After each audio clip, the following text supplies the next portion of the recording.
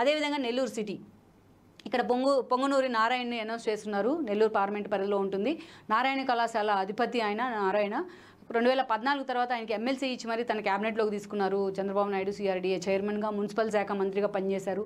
But 14 ఎన్నికల్లో అనిల్ మీద పోటీ చేసి సిటీ నుంచి ఆయన ఓడిపోవడం జరిగింది.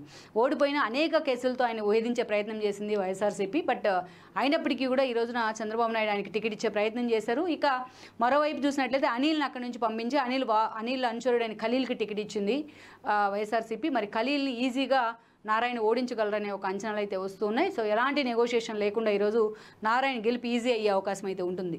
సో మాజీ మంత్రి హోదాలో అది ఇక్కడున్న పరిస్థితి అని అనుకోవాలి నారాయణకి అనౌన్స్ చేయడం అనేది. అదేవిధంగా నెల్లూరు రూరల్ కోటమిరెడ్డి శ్రీధర్ రెడ్డి, ఈయన గతంలో కాంగ్రెస్లో లాయల్గా ఉన్నారు వైసీపీకి.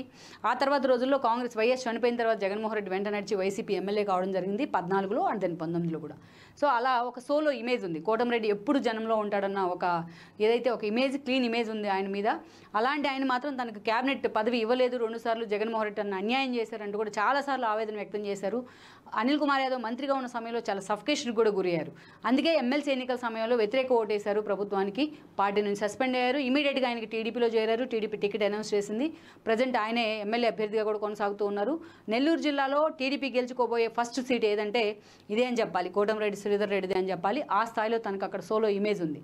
జగన్మోహన్ రెడ్డి కూడా ఈ రోజున అక్కడ అందుకే ఎంపీ ఆదాలను కూడా అక్కడ పంపించే ప్రయత్నం చేస్తూ ఉన్నారు ఈయన ఓడించేందుకు. ఈ వీడియో మీకు నచ్చినట్లయితే please share, like and subscribe R24 Telugu.